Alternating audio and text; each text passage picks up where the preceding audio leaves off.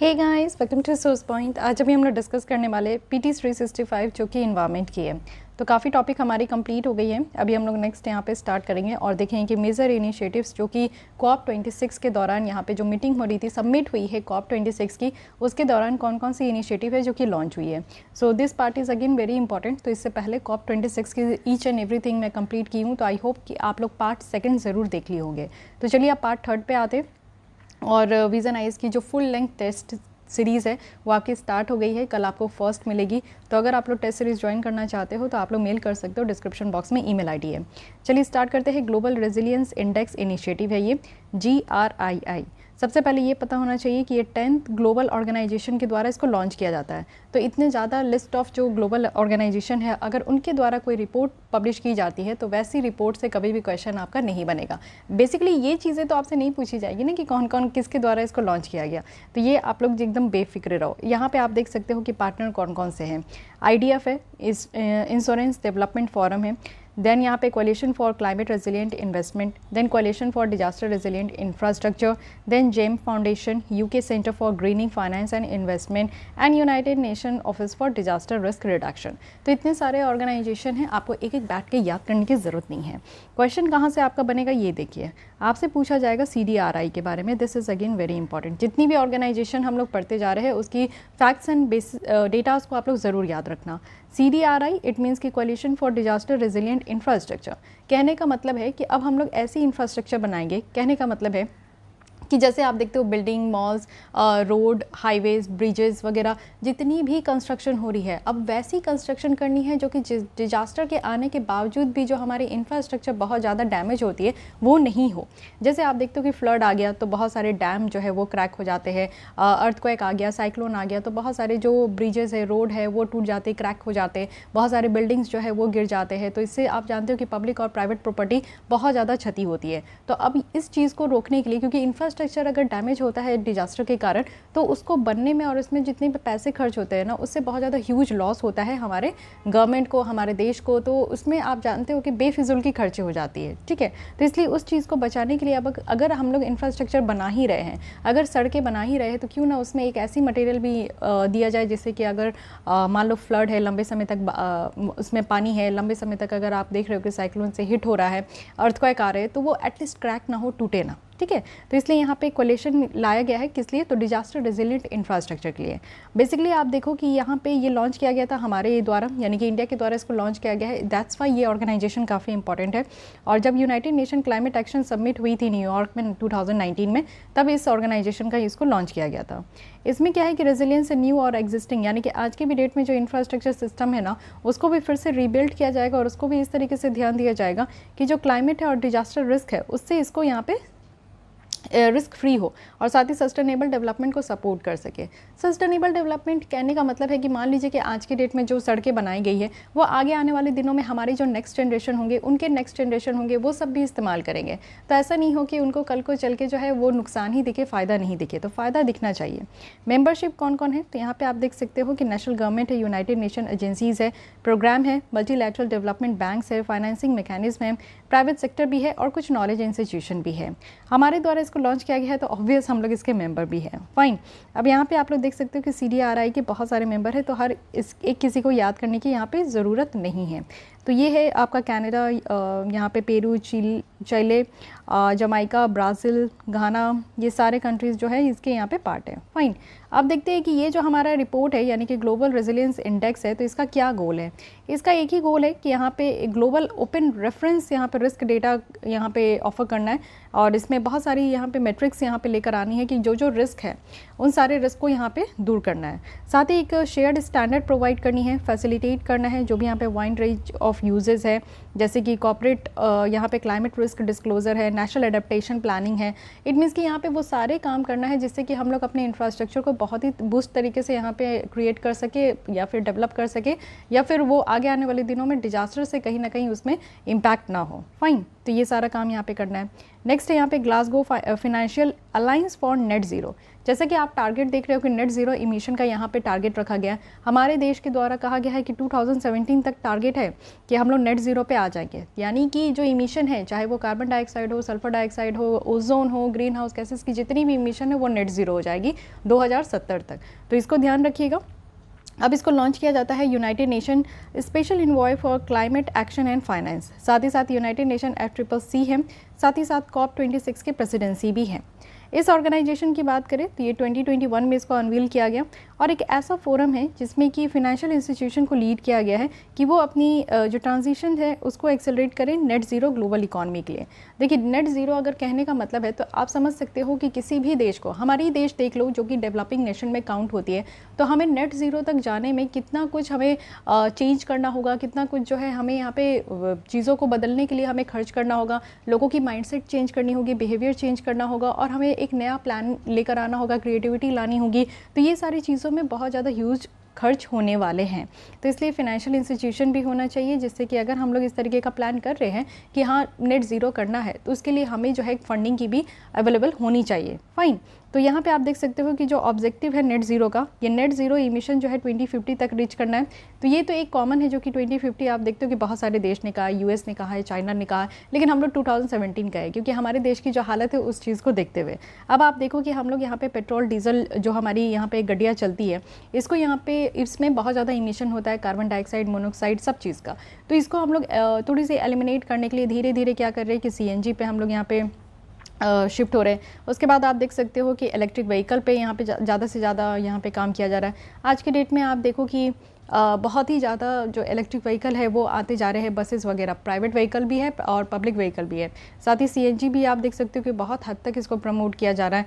तो ये सब इसलिए किया जा रहा है कि धीरे धीरे, और इवन यहाँ पे आप देख सकते हो कि इथेनॉल ब्लेंडिंग, ठीक है, इथेनॉल ब्लेंडिंग यहाँ पे पेट्रोल और डीजल में की जा रही है जिससे कि यहाँ पे 10% to 80% जो इमिशन है वो कट हो सके। तो ये सारा काम हम लोग इसलिए कर रहे हैं ना क्योंकि हमारे यहाँ इमिशन थोड़ी सी कम हो सके। तो ये तो आपको एक साइड देखने को मिला। दूसरी साइड आप देख सकते हो कि जो थर्मल पावर प्लांट से हमारा सल्फर डाइऑक्साइड सबसे ज़्यादा इमिट होता है और पूरे आप देख सकते हो कि पूरे वर्ल्ड में इंडिया टॉप में है सल्फर डाइऑक्साइड को इमिट करने में। इट मीन्स कि इतने ज़्यादा जहरीले गैसेज हम लोग यहाँ पे हमारे जो थर्मल पावर प्लांट है उससे इमिट होती है।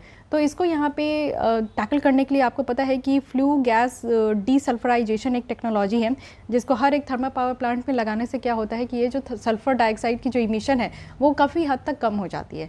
तो एलिमिनेट तो नहीं होती लेकिन कम हो जाती है। तो इस पर भी हम लोग ध्यान दे रहे हैं।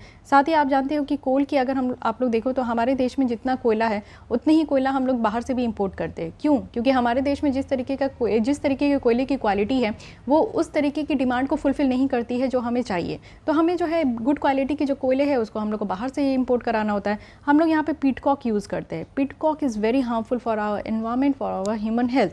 तो पिटकॉक से आप जानते हो कि बहुत ही ज़्यादा जहरीले गैसेस यहाँ पे निकलते हैं। फ्लाई ऐश होता है जिससे कि हमारी इन्वायरमेंट में सिर्फ आप देखो कि एक डस्ट ही डस्ट है। पर्टिकुलेट मैटर जो है 2.5 which is very dangerous, which is very small and fine in texture. तो वो हम लोग जब सांस ले रहे हैं ना तो वो डीप इनसाइड हमारे लंग्स में जाकर वो बैठ जाता है। तो उससे काफ़ी ज़्यादा हेल्थ इश्यूज़ होती है, रेस्पिरेटरी इश्यूज़ होती है। तो इसलिए ये सारी चीज़ें एलिमिनेट हो रही है धीरे धीरे करके। फाइन। तो ये आप लोग देख सकते हो। तो इसलिए नेट ज़ीरो जो करना है, हमें नेट ज़ीरो इमिशन जो है 2050 तक रीच करना है। तो उसके लिए हमें फंडिंग की ज़रूरत है। जो हम लोग इतने ऑल्टरनेटिव लेकर आ रहे हैं तो उसमें खर्चे होंगे ही ना। तो इसलिए यहाँ पे फंडिंग के लिए ये आपका ग्लासगो फाइनेंशियल अलायंस लाया गया है। टारगेट यही है। देखिए, ये सब इसलिए किया जा रहा है ना, बेसिक चीज़ समझिए, क्योंकि आज के डेट में हम लोग क्लाइमेट चेंज से जूझ रहे हैं। क्लाइमेट चेंज कहने का मतलब है कि आज के डेट में ग्लोबल वार्मिंग इतना ज़्यादा हो चुका है। टेम्परेचर आप देखते हो कि अचानक से अप हो गया। कहाँ पे फेब के मंथ में हमें ठंड लग रही थी, मार्च के मंथ में एक्सट्रीम गर्म लग रही है, हीट वेव्स चल रही है। अप्रैल तक देखो, अभी आप देखो कैसी हालत हो चुकी है। तो क्लाइमेट चेंज से बचने के लिए हमें यहाँ पे मजबूरन जो है नेट इमिशन करना ही होगा, नेट ज़ीरो इमिशन हमें लाना ही होगा। फाइन। अब यहाँ पे आप देख सकते हो कि इस ऑर्गेनाइजेशन के अंदर जो मेंबर है ना, इसमें कौन कौन है। तो नेट ज़ीरो बैंकिंग अलायंस है, net zero asset managers initiative है, net zero asset owners alliance है, नेट ज़ीरो इंश्योरेंस अलायंस है। तो ये सब आप देख सकते हो कि डिफरेंट जितने भी यहाँ पे फाइनेंशियल इंस्टीट्यूशन है सब वो यहाँ पे आए हैं और इनके द्वारा यहाँ पे हेल्प किया जाएगा। फाइन। आप देख सकते हैं यहाँ पे infrastructure for resilient island state है। ये जो आपका लाया गया है कि आइलैंड स्टेट आज की डेट में क्लाइमेट चेंज से सबसे ज़्यादा परेशान है, तो आइलैंड स्टेट है। इसमें भी ये कहा जा रहा है कि जो भी इंफ्रास्ट्रक्चर यहाँ पे क्रिएट किया जाएगा तो वो रेजिलिएंट होनी चाहिए। इट मीन्स कि उस इंफ्रास्ट्रक्चर में ताकत होनी चाहिए किसी भी डिजास्टर को झेलने का। अब इस ऑर्गेनाइजेशन के हम लोग मेंबर हैं। तो अभी तक हमने जितना भी ऑर्गेनाइजेशन देखा स्टार्टिंग से इस मैगजीन का, तो सारे ऑर्गेनाइजेशन के हम लोग मेंबर हैं। लॉन्च किया गया था इसको इंडिया ही के द्वारा, और साथ ही साथ ऑस्ट्रेलिया है, यूके है, फिजी, जमाइका और ये सारे, ठीक है। साथ ही यहाँ पे आप देखो कि CDRI है, इसी के साथ इसको यहाँ पे अटैच भी किया गया है, क्योंकि CDRI में भी हम लोग बात करें कि इंफ्रास्ट्रक्चर भी ऐसे ही बूस्ट करना है, तो क्यों नहीं आइलैंड स्टेट के लिए भी हम लोग को इंफ्रास्ट्रक्चर ऐसे ही बूस्ट करना चाहिए। साथ ही यहाँ पे मेंबर कंट्रीज़ है, ऑर्गेनाइजेशन है, स्मॉल आइलैंड जितनी डेवलपिंग स्टेट है, तो वो सब यहाँ पे आप देखो कि इन सब के द्वारा भी यहाँ पे सपोर्ट किया जा रहा है। एक्चुअली यहाँ पे ये डेडिकेटेड इनिशिएटिव है जिससे कि टेक्निकल सपोर्ट प्रोवाइड किया जाएगा जो भी इश्यूज़ यहाँ पे इंफ्रास्ट्रक्चर सिस्टम में आज की डेट में फेस किया जा रहा है। तो इंफ्रास्ट्रक्चर क्रिएट करने में जो भी यहाँ पे प्रॉब्लम है ना, उन सबको यहाँ पे आपका टैकल किया जाएगा और इस ऑर्गेनाइजेशन के द्वारा। जैसे कि आप जानते हुए आइलैंड स्टेट में आज की डेट में सबसे ज़्यादा प्रॉब्लम क्या है, जैसे ग्लेशियर मेल्ट हो रहे हैं, तो ग्लेशियर मेल्ट होने के कारण जो सी लेवल राइज हो रही है ना, उससे बहुत सारे आइलैंड जो है वो सबमर्ज हो रहे हैं। ऑलरेडी बहुत सारे सबमर्ज हो चुके, और आगे आने वाले सालों में जो है और भी ऐसे आइलैंड हैं जो कि सबमर्ज होने के कगार पे है। तो इसलिए यहाँ पे कहा जा रहा है कि काफ़ी ज़्यादा आप लोग देखो कि डिजास्टर्स है, क्लाइमेट रेजिलियंस होनी चाहिए इंफ्रास्ट्रक्चर एसेट का, जो भी यहाँ पे आपका स्मॉल आइलैंड डेवलपिंग स्टेट में। फाइन, तो यहाँ पे आप लोग देखो कि सामोआ पाथवे है, इट मीन्स कि seeds accelerated modalities of action है, और ये सारे यहाँ पे जितनी भी टारगेट्स है वो डिलीवर किया जाएगा, जिससे कि जो इस स्मॉल आइलैंड में जो इंफ्रास्ट्रक्चर क्रिएट किया जा रहा है वो रेजिलियंस हो। इट मीन्स कि किसी भी तरीके की क्लाइमेट चेंज हो उसको वो झेल सके, कोई भी तरीके की डिजास्टर रिस्क हो उसको यहाँ पे झेल सके। साथ ही स्ट्रेंथन करना है नॉलेज, क्योंकि आप देखो कि इस तरीके का काम करना है तो उसके लिए नॉलेज भी बूस्टअप करना होगा। जेंडर इक्वालिटी प्रमोट करनी है कि किसी भी तरीके का आप देखो कि जेंडर बेसिस पे बहुत ज़्यादा इनइक्वालिटी है, तो एक्चुअली इसको हम लोग को ख़त्म करना होगा। डिसेबिलिटी भी होती है, जैसे कि रेजिलियंस इस तरीके के इंफ्रास्ट्रक्चर में भी, तो इस तरीके की चीज़ों को यहाँ पे दूर करना होगा, तभी हम लोग यहाँ पे डिजास्टर रेजिलियंट जो है इंफ्रास्ट्रक्चर क्रिएट कर पाएंगे। सीड्स की बात करें तो इसमें कौन कौन से कंट्री है, yes this is important. It means कि आज की डेट में आइलैंड कंट्रीज़ के बारे में बहुत ज़्यादा कंसर्न है, तो you should remember the member countries of small island developing state. तो इसमें है Caribbean, Pacific, Atlantic, Indian Ocean, Mediterranean and South China Sea region, जो कि ऑलमोस्ट आज की डेट में वल्नरेबल है, क्योंकि इनकी जोग्राफिकल एरिया वैसी है, और आज की डेट में जो ये चारों ओर पानी से घिरे हैं तो उसके कारण एक हैजार्डियस लाइक सिचुएशन क्रिएट हो चुका है। और ऊपर से आप देखो कि यहाँ पे ये सारे जो आइलैंड कंट्रीज़ हैं, इसमें 2/3 ऐसी कंट्रीज़ हैं जो कि आज की डेट में काफ़ी लॉस हो चुका है, यानी कि डिजास्टर्स के कारण इस सारे आइलैंड में काफ़ी लॉस ये लोग झेल चुके हैं। यहाँ पे आप मैप में देख सकते हैं कि स्मॉल आइलैंड डेवलपिंग स्टेट जो है टोटल 58 ऐसी आइलैंड है। तो कहाँ कहाँ की आइलैंड है, हर जगह की जितनी सीज़ है, जैसे कि आप देख सकते हो ये अटलांटिक ओशन हो गई, यहाँ पे भी आपको 2-3 देखने को मिलेगा। कैरेबियन सी है, उसके बाद अरेबियन सी में यहाँ है, फिर इंडियन ओशन में है, and then South China Sea, and then यहाँ पे last 1 second Pacific Ocean. Okay, so ये आपको ध्यान रखना है। हल्का फुल्का माइंड में आपके अगर रहेगा ना चीज़ें, तो आप समझ पाओगे कि हाँ यहाँ पे कितनी यहाँ पे आइलैंड है, इस एरिया में कौन कौन आइलैंड है, इस एरिया में कौन कौन है। तो एक बार इसको फर्दर और गूगल कीजिए, जिससे कि आपके माइंड में क्लियरिटी हो, क्योंकि आइलैंड के बारे में काफ़ी बातें हो रही है, तो आई थिंक इससे क्वेश्चन बनना चाहिए इस बार। फाइन, तो ये पूरी बातें रही। फिर नेक्स्ट है यहाँ पे green grids initiative. It means कि 1 सन 1 वर्ल्ड 1 ग्रिड प्रोजेक्ट। आपको पता है कि इंडिया इसका मेंबर है, और बेसिकली हम लोग इसको काफ़ी ज़्यादा, हमारी ही ये इनिशिएटिव है, ये 1 सन 1 वर्ल्ड 1 ग्रिड, जिसमें कि हम लोग एक ग्लोबल इकोसिस्टम इसको इस तरीके का बिल्डअप करना चाहते हैं जिससे कि जो रिन्यूएबल एनर्जी रिसोर्सेज है ना वो इंटरकनेक्टेड हो। और यहाँ पे 140 कंट्रीज़ को कनेक्ट करने की बात की जा रही है, जिसमें कि एक कॉमन ग्रिड हो, एक कॉमन ग्रिड बनाई जाएगी, जिसमें से जो इलेक्ट्रिसिटी है वो यहाँ पे आपका 140 कंट्रीज़ जो है, अगर जिस देश में इलेक्ट्रिसिटी की कमी हुई तो दूसरे कंट्रीज़ के द्वारा, अगर सरप्लस है तो वो जो रिन्यूएबल रिसोर्सेज से जिस तरीके से हम लोग इलेक्ट्रिसिटी जनरेट कर रहे हैं उसको रीस्टोर कर रहे हैं, तो हम लोग इसको जो है ना ज़रूरत पड़ने पर, जैसे कि आप देखते हो कि पैसे की कमी और ज़्यादा हो जाती है तो उसको हम लोग बैलेंस करते हैं। सेम यहाँ पे अब हम लोग रिन्यूएबल एनर्जी के थ्रू जो भी यहाँ पे इलेक्ट्रिसिटी जनरेट करेंगे तो उसको भी कम ज़्यादा होगा, तो उसको भी हम लोग एक दूसरे के कंट्रीज़ के साथ जो है इसको एक्सचेंज या फिर मैनेज करेंगे। तो इसलिए यहाँ पे 1 सन 1 वर्ल्ड 1 ग्रिड प्रोजेक्ट लाई गई है। फाइन, अब ये प्रॉब्लम तो आप लोग समझ गए कि क्या यहाँ पे प्रॉब्लम है और क्यों इसको लाई गई है। जो ब्लूप्रिंट है इसको डेवलप किया जा रहा है वर्ल्ड बैंक के टेक्निकल असिस्टेंस प्रोग्राम के तहत। तो यहाँ पे वर्ल्ड बैंक है जो कि आप जानते हो कि बेसिकली ये फंड प्रोवाइड करती है पुअर कंट्रीज़ को, जो कि अगर अपने देश में किसी भी तरीके का सस्टेनेबल डेवलपमेंट करना चाहते हैं तो उनके लिए ये वर्ल्ड बैंक हमेशा हेल्प करते हैं। विज़न क्या है? विज़न है कि सन नेवर सेट्स, यानी कि आप देखो कि जो सोलर एनर्जी है जिससे कि हम लोग आज के डेट में इलेक्ट्रिसिटी जनरेट करते हैं, तो हर एक दिन ये तो गारंटी है ना कि सनराइज़ होगी ही, इलेक्ट्रिसिटी आपका जनरेट होगा ही, इसको स्टोर किया जा सकता ही है। तो इसलिए यहाँ पे सन नेवर सेट्स एक ऐसा मंत्राज है जिसकी वजह से हमारे देश में आप देखो कि मोदी जी ही इसको ये इनिशिएटिव को कई बार हमारे इनको बात की है कि one sun one world one grid होना चाहिए। ठीक है, अगर जो चीज़ अवेलेबल है, जैसे नेचुरल रिसोर्सेज अवेलेबल है, हमारी solar energy, water energy, wind energy, ये सब अवेलेबल है, तो क्यों ना हम लोग इसका इस्तेमाल करें। ठीक है, और जिससे कि आप जानते हो कि क्लीन क्लियर एनर्जी यहाँ पे जनरेट होती है। तो ये एक विज़न है। साथ ही इम्प्लीमेंटेशन को यहाँ पे 3 मेन फेजेस में इसको डिवाइड किया गया।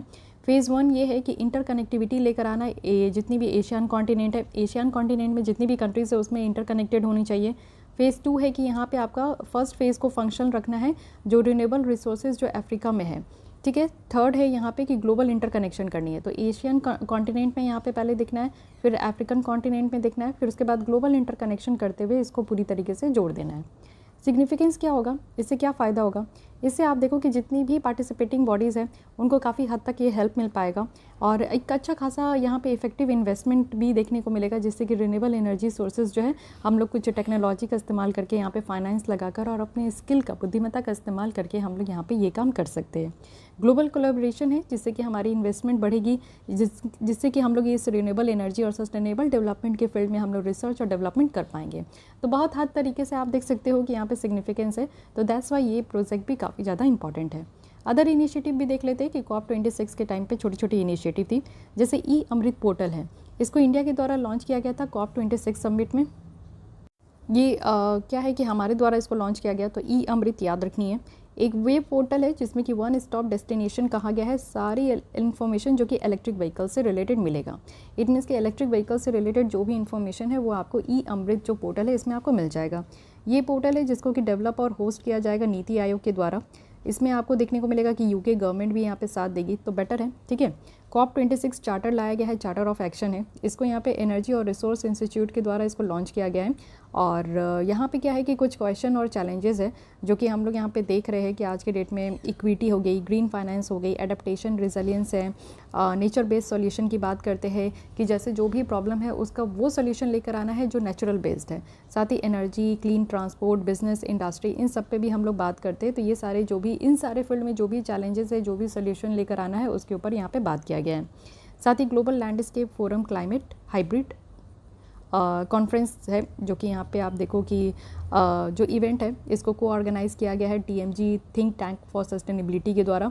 यहाँ पे हाईलाइट किया गया है जैसे डेजर्ट लोकस्ट को लेकर, जैसे आप देखते हो कि डेजर्ट लोकस्ट का जो अटैक होता है उससे बहुत सारी फसलें बर्बाद हो जाती है। कुछ सालों पहले ऐसे ही हुआ था जिसमें राजस्थान के बहुत सारे फसल जो थे वो बर्बाद हो गए थे।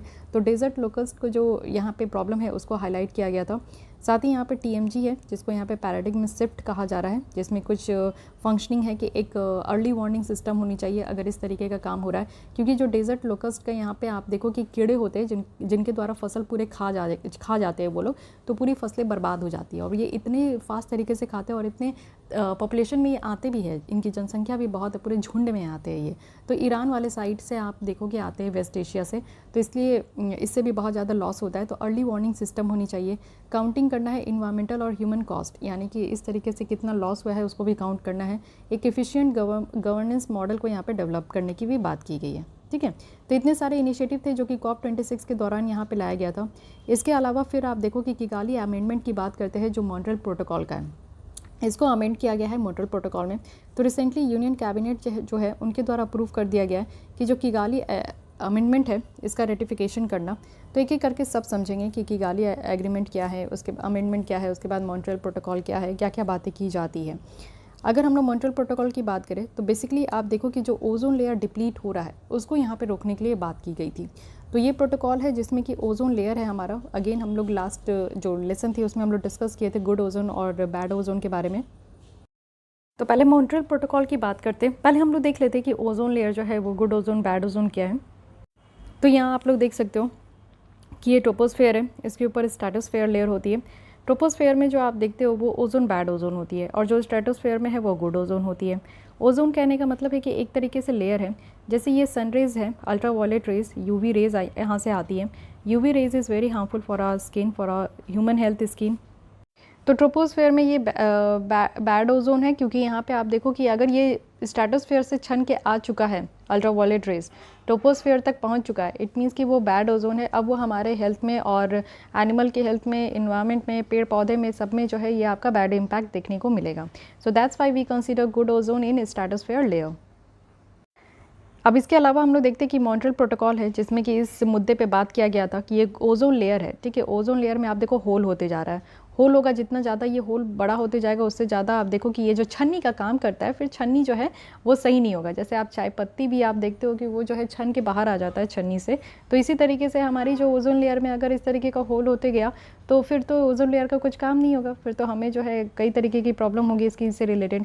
तो एक्चुअली ये मल्टीलैटरल इन्वायरमेंटल यहाँ पे एग्रीमेंट है, जो कि मेनली आप देखो कि किस चीज़ को जो मैनमेड केमिकल है, जिसको ओजोन डिप्लीटिंग सब्सटेंस है, जो ओजोन लेयर को ख़राब करे, जो जिसके कारण ओजोन लेयर में जो है वो होल होते जा रहा है, तो उसके कंजप्शन और उसके प्रोडक्शन को रेगुलेट करना है, उसके लिए यहाँ पे मॉन्ट्रियल प्रोटोकॉल लाया गया था।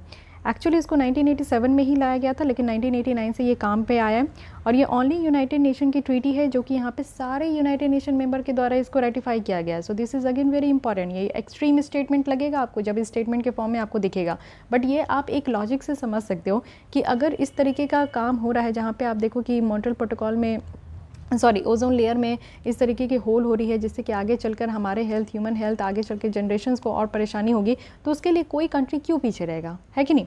तो इसलिए सारे कंट्री ने यहाँ पे साथ दिया है। साथ ही आप देखो कि यहाँ पे रेगुलेटरी फ्रेमवर्क है, जो कि वीना कन्वेंशन के द्वारा भी किया गया था, जो कि ओजोन लेयर को प्रोटेक्ट करते हैं, तो उसके साथ भी इसको रेगुलेट किया जा रहा है। इट मीन्स कि वीना कन्वेंशन है, उसके बारे में भी हम लोग देखेंगे, जो कि बात किया गया था कि ओजोन लेयर को प्रोटेक्ट करना ज़रूरी है।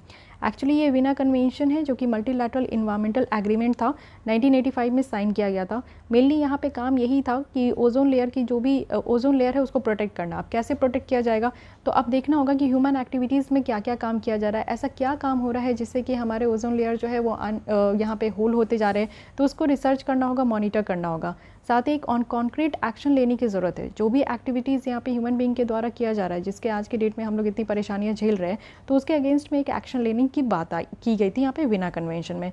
तो Veena convention is that's why very important, तो उस पर भी ध्यान देने की ज़रूरत है। साथ ही अगर इस प्रोटोकॉल के तहत देखें तो जो डेवलपिंग और डेवलप्ड कंट्रीज़ है, इनकी इक्वल बट डिफ्रेंशिएटेड रिस्पॉन्सिबिलिटी है। ऑब्वियस है, आप देखो कि कुछ कंट्रीज़ जो है वो डेवलपिंग कंट्रीज़ में काउंट होती है, कुछ कंट्रीज़ डेवलप्ड नेशन में काउंट होती है। तो डेवलप्ड नेशन जो है आज के डेट में आप देखो यूके, यूएस, चाइना जो है वो सबसे ज़्यादा इमिशन कर रहे हैं। उनकी ह्यूमन एक्टिविटीज़ ऐसी है जो कि इन्वायरमेंट को भी पॉल्यूट कर रही है, साथ ही साथ हमारे ओजोन लेयर को भी, यहाँ पे जो होल होते जा रहा है उसमें भी सबसे ज़्यादा कॉन्ट्रीब्यूशन यही सारे डेवलप्ड नेशन में। तो उनका अप्रोच कुछ डिफरेंट होगा। इक्वल तो होगा सारे नेशन का, क्योंकि सारे नेशन का एक ही मुद्दा है कि ओजोन लेयर को प्रोटेक्ट करना, बट प्रोटेक्ट करने के लिए जो अप्रोच लिया जाएगा वो डिफरेंट होगा। जो कंट्री ज़्यादा नुकसान कर रही है उनको यहाँ पे एक हार्ड तरीके का जो है हार्श तरीके का एक्शन लेना होगा। जो कंट्री में आप देखो इमिशन ही कम हो रहा है, वो सारे बेचारे कंट्रीज क्या ही इतना ज़्यादा हार्ड और हार्श जो है वो रिएक्शन देंगे, एक्शन लेंगे। तो यही बातें हैं। साथ ही आप देखो कि डिफरेंट रिस्पॉन्सिबिलिटी है, और यहाँ पे है कि जो भी यहाँ पे काम लिया जाएगा वो सब बाइंडिंग होंगे, टाइम टारगेटेड होंगे, कि टाइम बाउंड मैनर पे हमें इस तरीके के टारगेट को अचीव करनी है। ये जो मॉन्ट्रियल प्रोटोकॉल है ना, इससे आप देखो कि मल्टीलैटरल फंड को अडॉप्ट किया गया है, जो कि यहाँ पे इस प्रोटोकॉल को इम्प्लीमेंट करने के लिए काफ़ी हेल्पफुल होगा, specially for the developing nation. 1990 में जो है यहाँ पे टेक्नोलॉजी एंड इकोनॉमिक जो असिस्टेंट पैनल है ये इस्टेब्लिश किया गया था, और ये technology and economic advisory body जैसा, जो कि मॉन्ट्रियल प्रोटोकॉल की जो पार्टीज है उसको हेल्प करने के लिए बहुत सारे अमेंडमेंट्स है जो कि यहाँ पे बनाए गए जब से ये अडॉप्ट हुआ है, तो इसको भी हम लोग समझेंगे। अब एक बार हम लोग यहाँ पे देख लेते हैं कि गाली अमेंडमेंट को, जो कि मॉन्ट्रियल प्रोटोकॉल का है। तो कि गाली एग्रीमेंट जो कि हमारे 2016 में लाया गया था, और मेनली आप देखो कि यहाँ पे जो हाइड्रोफ्लोरोकार्बन है इसको यहाँ पे फेज डाउन करने के लिए, हाइड्रोफ्लोरोकार्बन है जिसको कि यूज़ बहुत ज़्यादा हो रहा है और जिसके इमिशन के कारण जो है हमारे ओजोन लेयर जो है वो प्रोटेक्टेड नहीं हो पा रहे। तो इसको ऐसा करना है कि जिस भी जगह हाइड्रोफ्लोरोकार्बन का यूज़ होता है उसको पूरी तरीके से बैन कर देना है। एक्चुअली ये जो कि गाली अमेंडमेंट लाया गया था 2019 में, ये काम करना स्टार्ट हुआ है। यहाँ पे 3 ग्रुप बनाए गए थे 4 स्टेप पार्ट को लेकर, जिसमें 80% जो है हम लोग आज के डेट में अचीव कर चुके हैं कि हाइड्रोफ्लोरोकार्बन की जो इमिशन है वो 80% तक कम हो गई है। और ये जो किगाली अमेंडमेंट थी ये आप देखो लीगली बाइंडिंग है। इट मीन्स कि इसमें जो भी मेंबर नेशन है उनको किगाली एग्रीमेंट की जो भी रूल्स रेगुलेशन है उसको फॉलो करना होगा, ठीक है। और जुलाई 2021 तक देखें तो 122 कंट्रीज़ है जो कि किगाली अमेंडमेंट को रेटिफाई कर चुकी है। तो अगेन ये आप देख सकते हो कि पॉजिटिव साइन है कि देश भी यहाँ पे आगे निकल कर आ रहे हो, ओजोन लेयर के लिए कंसर्न है सब। अब यहाँ पे ग्रुप 2 में देखें तो इंडिया जो है एक नेशनल स्ट्रैटेजी लेकर आई है जिसमें कि हाइड्रोफ्लोरोकार्बन को फेस डाउन करना। और कब तक हम लोग इसको फेस डाउन करेंगे, तो हमारा टारगेट है 2023 तक। इट मीन्स कि नेक्स्ट ईयर तक हमारा ये टारगेट है कि हाइड्रोफ्लोरोकार्बन को हम लोग पूरी तरीके से बैन कर देंगे, यानी कि इसकी इमिशन होगी ही नहीं हमारे देश में। फाइन, तो ये बातें हो गई किगाली अमेंडमेंट को लेकर। बेसिकली यहाँ पे किगाली अमेंडमेंट में हम लोग बात कर रहे थे हाइड्रोफ्लोरोकार्बन को फेस डाउन करना। अब मॉन्ट्रियल प्रोटोकॉल है और इंडिया, इसका क्या संबंध है ये समझते हैं। हम लोग यहाँ पे वीना कन्वेंशन के भी पार्टी है, मॉन्ट्रियल प्रोटोकॉल के भी पार्टी है। क्यों नहीं पार्टी हो, क्योंकि इन्वायरमेंट में सबसे आगे तो इंडिया ही है। हाँ, इन्वायरमेंट के लिए कुछ भी चीज़ें हो तो आप एकदम ध्यान रखिए कि हम लोग उसके मेंबर होंगे ही। साथ ही हम लोग प्रोएक्टिवली यहाँ पे फेस्ड आउट किए हैं, यानी कि क्लोरोफ्लोरोकार्बन, जैसे आप देखते हो कि क्लोरोफ्लोरोकार्बन एक ऐसा यहाँ पे एजेंट है जो कि केमिकल है जो कि कहाँ यूज़ होता है। जैसे एयर कंडीशन आप यूज़ करते हो, रेफ्रिजरेटर यूज़ करते हो, जिसमें कि आप देखो कि इंस्टेंट चिल करती है, कूलिंग देती है। तो ये कूलिंग इफेक्ट कैसे आता है, क्योंकि हम लोग क्लोरोफ्लोरोकार्बन को यूज़ कर रहे हैं। लेकिन अंदर हम लोग आप देखो कि एयर कंडीशन यूज़ करते हो तो अंदर रूम में जितनी ठंड है उतनी ही बाहर यही गर्मी पैदा कर रहा है, क्योंकि जो हमें ठंड यहाँ पे मिल रहा है रेफ्रिजरेटर में और साथ ही साथ एयर कंडीशनर से, उससे क्या है ना कि ये जो है क्लोरोफ्लोरोकार्बन इमिशन हो रही है, जिससे कि हमारा इन्वायरमेंट और ज़्यादा गर्म हो रहा है। तो इसकी प्रोडक्शन और कंजप्शन को हम लोग फेज आउट कर रहे हैं। इससे आप देखो कि यहाँ पे एक्सेप्ट इन द यूज़, यानी कि एक जो है यहाँ अगर बात करें CFS का क्लोरोफ्लोरोकार्बन का, तो इसका यूज़ जो है कुछ कुछ जगह पे होता है, जैसे अस्थमा के ट्रीटमेंट में होता है, क्रॉनिक ऑब्स्ट्रक्टिव पल्मोनरी जो डिजीज़ है उसमें होता है। तो कुछ डिजीज़ेज़ को यहाँ पे ट्रीटमेंट करने के लिए भी ये क्लोरोफ्लोरोकार्बन की इस्तेमाल होती है, तो वहाँ पे हम लोग इस पर ध्यान नहीं दे रहे, ठीक है, उसको बाहर रखें। क्लोरोफ्लोरोकार्बन का जो यूज़ है MDI में, इसको फेज़ आउट कर चुके हैं हम लोग कब, तो 2012 से। ओजोन सेल की बात करें तो ये भी सेटअप किया गया था as a national ozone unit से, तो ये भी ध्यान रखना है। अब देखते हैं ओजोन लेयर और ओजोन डिप्लीटिंग सब्सटेंस कौन कौन सी है, कौन कौन सी ऐसी है जो ओजोन लेयर को यहाँ पे डिस्टर्ब कर रही है। तो ओजोन लेयर जो कि O3 है यहाँ पे, ये हाई ओजोन कंसनट्रेशन रीजन है जो कि आपको स्ट्रेटोस्फेयर में देखने को मिलेगा। अब यहाँ पे आप देखो कि अर्थ के एटमॉस्फेयर की ये प्रॉपर लेयर है। ट्रोपोस्फेयर जिसमें कि हम लोग रह रहे हैं, स्ट्रेटोस्फेयर जिसमें कि आपका जो है एरोप्लेन वगैरह, रॉकेट वगैरह ये सब चलता है। मेसोस्फेयर है, जो मेसोस्फेयर के अपर में आप देखोगे तो यहाँ पे सैटेलाइट वगैरह होता है, ठीक है। उसके अलावा आप देखो कि यहाँ पे थर्मोस्फेयर है, फिर उसके बाद एक्सोस्फेयर है, जिसमें कि हमारा जो है ये आप देख सकते हो कि रॉकेट वगैरह भी उड़ गया, ठीक है। तो ये देखिए आप ओजोन लेयर कहाँ होता है, ट्रोपोस्फेयर के ऊपर और स्ट्रेटोस्फेयर के नीचे। इस मेसोस्फेयर और थर्मोस्फेयर के बीच में जो लाइन है उसे हम लोग करमान लाइन कहते हैं, और थर्मोस्फेयर के ऊपर जो लाइन होती है उसे हम लोग एक्सोबेस कहते हैं, ठीक है। एक्सोस्फेयर मीन्स बाहर का स्फेयर। तो ये चीज़ें याद रखिएगा। अब यहाँ पे अगर हम लोग बात करें ओजोन डिप्लीशन कहने का मतलब है कि ओजोन लेयर जो है ना वो और पतला होते जाना, ठीक है। और जैसे मान लीजिए कि इतनी चौड़ी थी ओजोन लेयर, अब यहाँ पे क्या हो गया कि ये पतला हो गया, ऐसा लाइन हो गया, बाद में चल के ये ऐसा भी लाइन हो सकता है, यानी कि इसमें क्या हो रहा है, होल हो रहा है, यानी कि जो अल्ट्रावायलेट रेज है वो यहाँ पे आपका नीचे आ रहा है, ठीक है। कोई नहीं, यहाँ पे अगर हम लोग बात करें कि मेजर ओजोन डिप्लीटिंग सब्सटेंस कौन सी है, तो देखिए क्लोरोफ्लोरोकार्बन है, इसको तो हम लोग फेज आउट कर ही रहे हैं। कार्बन टेट्राक्लोराइड है, फिर मिथाइल क्लोरोफॉर्म है, हाइड्रोब्रोमोफ्लोरोकार्बन भी है, हाइड्रोक्लोरोफ्लोरोकार्बन भी है जो कि किगाली एग्रीमेंट में बात की गई थी। साथ ही मिथाइल ब्रोमाइड है और ब्रोमोक्लोरोमीथेन है। तो ये सारे कुछ ऐसे अजूबे नाम हैं जिसको हम लोग कहते हैं कि इनके कारण ओजोन लेयर को प्रॉब्लम हो रही है। तो ओजोन लेयर डिप्लीशन कहने का मतलब है कि धीरे धीरे जो लाइनिंग है वो पतली होती जा रही है। फाइन, अब थोड़ा हम लोग और स्टडी करते हैं, डीप स्टडी, जो कि हाइड्रोक्लोरोफ्लोरोकार्बन के बारे में। अब हाइड्रोफ्लोरोक्लोरोकार्बन एक ग्रुप ऑफ इंडस्ट्रियल केमिकल है जिसको पहले यूज़ किया जाता है कूलिंग और रेफ्रिजरेटर में, ठीक है।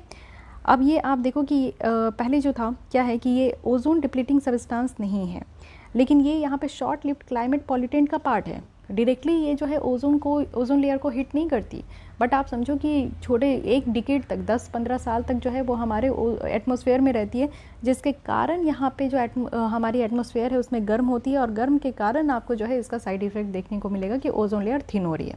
तो इट मीन्स कि ऐसा नहीं है कि हाइड्रोफ्लोरोकार्बन जो है वो डायरेक्ट अटैक करता है, ये इनडायरेक्ट अटैक करता है। लेकिन वही क्लोरोफ्लोरोकार्बन की बात करूँ तो वो डायरेक्ट अटैक करता है हमारे ओजोन लेयर डिप्लीटिंग में, ठीक है। अब इसी से रिलेटेड न्यूज़ है, यानी कि क्यूटा एडजस्टमेंट है, इसको समझिए ये क्या है। तो ये एक एडजस्टमेंट है जो कि मॉन्ट्रियल प्रोटोकॉल में है। इसको 2018 में एग्री किया गया क्योटो में, और क्योटो जो कि एक यहाँ पे 13 मीटिंग की पार्टीज़ थी। यहाँ पे ये कहा गया ना कि हमें कुछ मैकेनिज़्म को और मजबूत करने का ज़रूरत है, जिससे कि जो अनएक्सपेक्टेड राइज़ हो रहा है ग्लोबल इमिशन में, उसको हम लोग यहाँ पे रोक सकें। अरेंजमेंट भी करने की बात की गई है कि किगाली अमेंडमेंट जो है इसकी इम्प्लीमेंटेशन में एक बेटर तरीके से अरेंजमेंट करने की भी ज़रूरत है। फाइन, तो ये सारी बातें रही, और बातें देख लेते हैं। यहाँ पे आपका लिखा गया है टारगेट फॉर रिडक्शन। अब ये एक एक करके टारगेट आपको देखने की ज़रूरत नहीं है, ठीक है, बस रिडक्शन का टारगेट है तो ठीक है।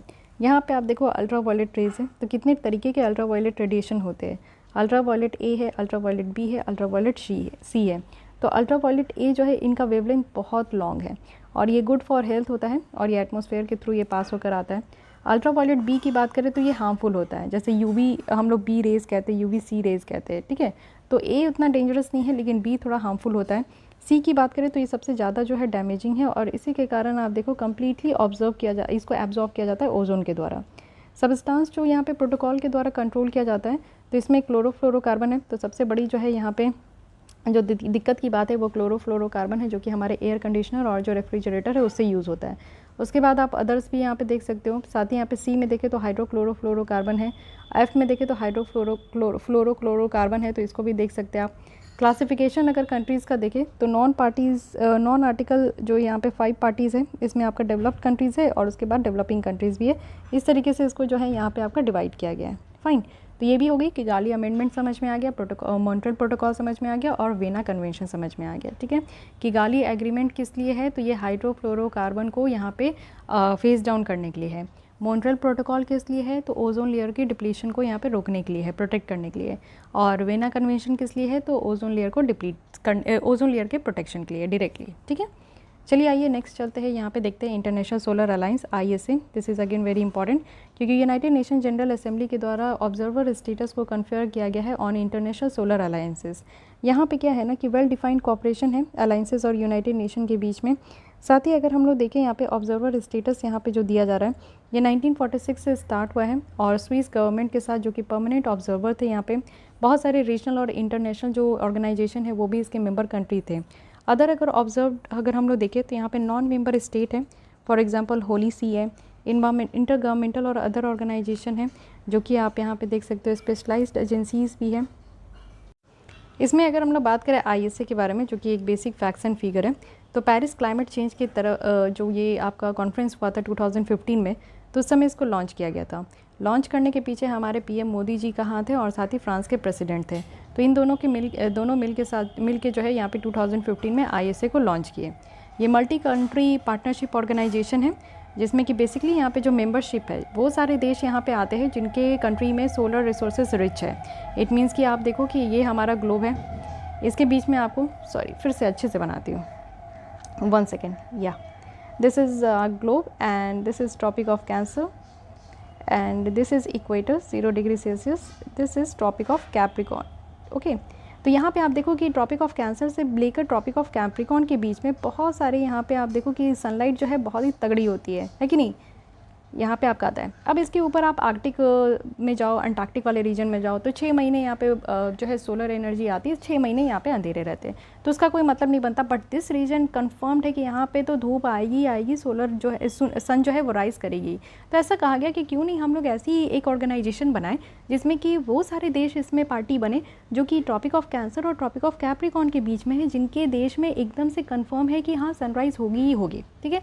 तो पहले स्टार्टिंग में तो बिल्कुल से ये रेस्ट्रिक्ट कर दिया गया था कि इस ऑर्गेनाइजेशन के वैसे ही कंट्री मेंबर बनेंगे जो जिनके देश में सनराइज़ होती है। लेकिन बाद में चलकर ना इसको और लिबरल किया गया और फिर कहा गया कि चलो ठीक है, जो भी देश इसमें आना चाहते हैं, इस ऑर्गेनाइजेशन के साथ जुड़ना चाहते हैं तो वो जुड़ सकते हैं। फाइन, अब यहाँ पे अगर हम लोग देखें तो इसका एम यही है कि जो सोलर एनर्जी एप्लीकेशन है ना, उसको हम लोग को ज़्यादा से ज़्यादा बढ़ाना है।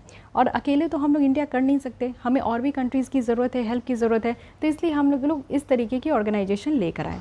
हर एक मेंबर जो है वो यहाँ पे शेयर करेंगे, अपडेट करेंगे कि सोलर एप्लीकेशन वो किस तरीके से कर रहे हैं।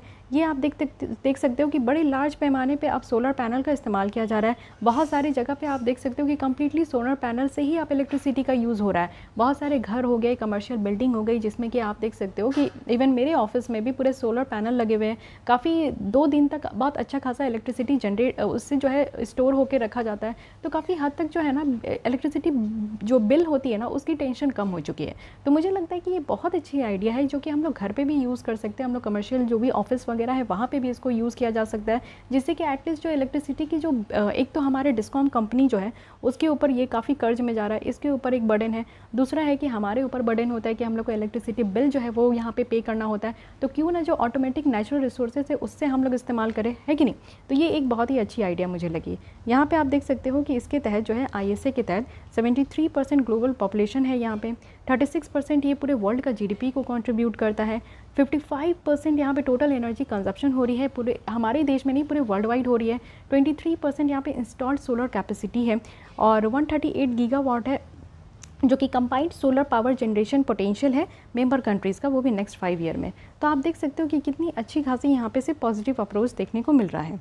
अब बताया गया है कि अक्टूबर 2021 तक 101 कंट्रीज़ हैं जिनके द्वारा ISA की जो भी यहाँ पे रूल्स रेगुलेशन है उसको तो साइन कर दिया गया, लेकिन 80 कंट्रीज़ है जो कि सिमिलर अपने देश में इस तरीके का रूल्स रेगुलेशन लेकर आए। सोलर पैनल को परचेज करना, सोलर पैनल को इंस्टॉल करना, साथ ही सोलर एनर्जी को जनरेट करना, उसको स्टोर करके रखना, ये सारा काम अपने देश में कर रहे हैं।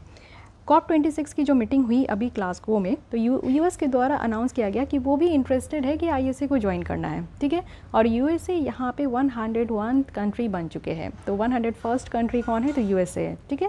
ISA एक ऐसा फर्स्ट इंटरनेशनल ऑर्गेनाइजेशन है ना जिसकी हेड क्वार्टर आपको इंडिया में देखने को मिलेगा।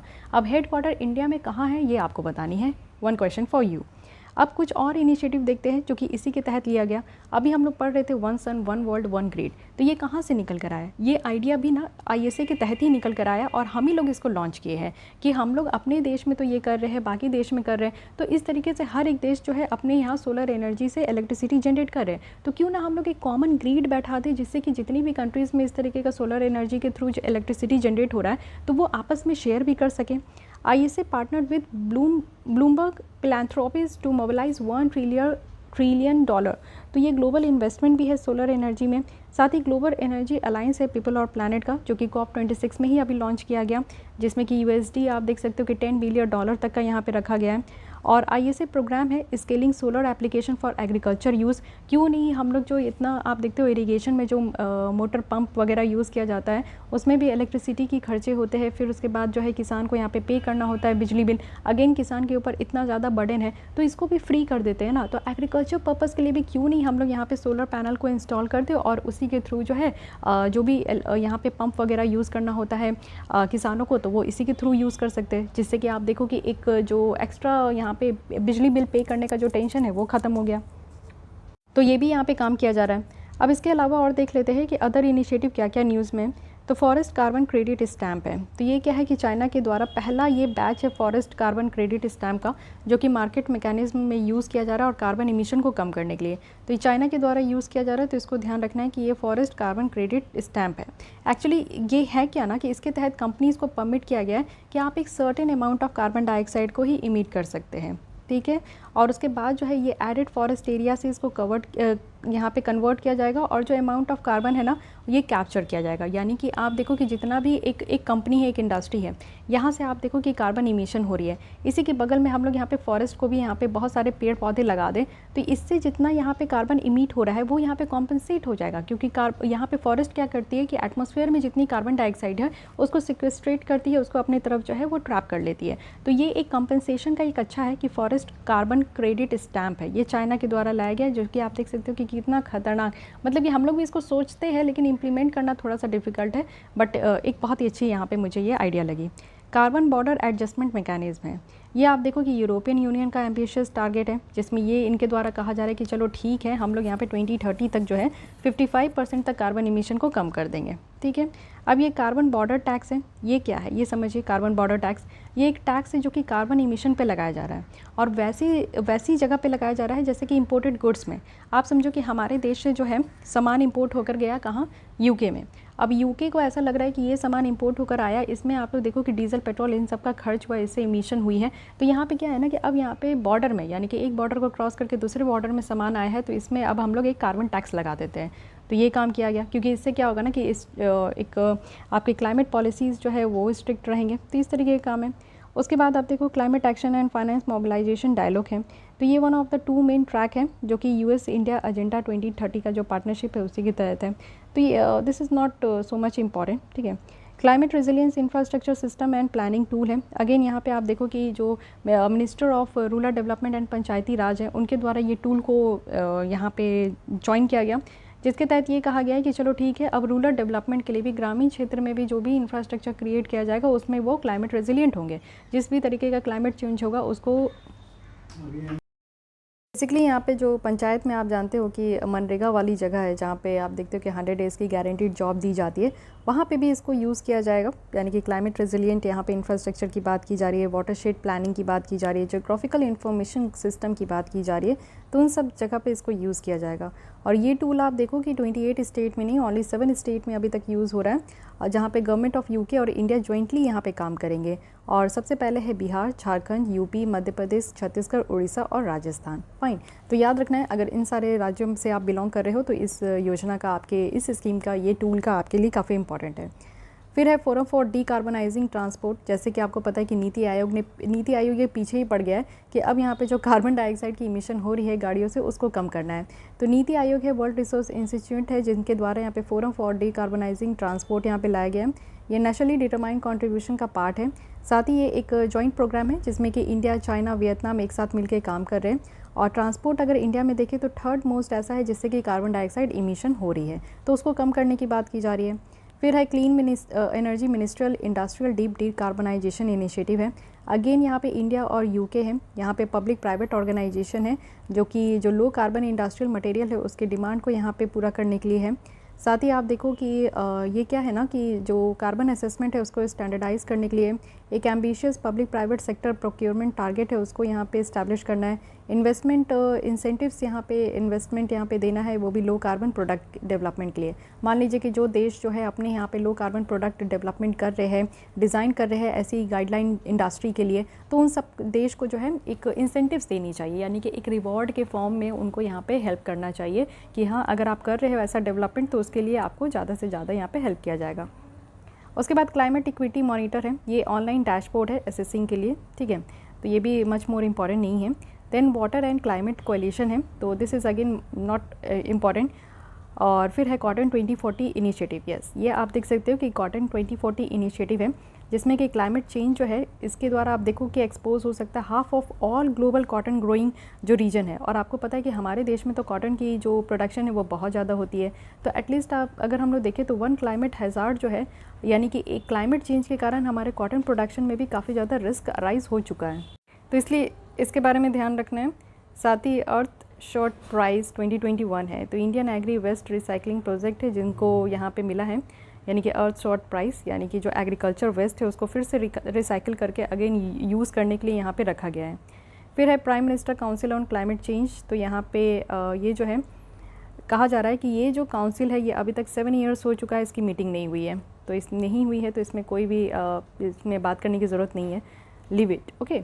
सो only this topics are important. देखिए, आपको चूज़ करके पढ़ना बहुत ज़्यादा ज़रूरी है कि एग्जाम पॉइंट ऑफ व्यू से कौन सी टॉपिक आपके लिए इंपॉर्टेंट है, नहीं है। नहीं तो ऐसे बैठ के अगर सारे टॉपिक पढ़ते रहोगे और अगर रटते रहोगे तो फिर कभी कोई एग्ज़ाम क्लियर होने वाला नहीं है।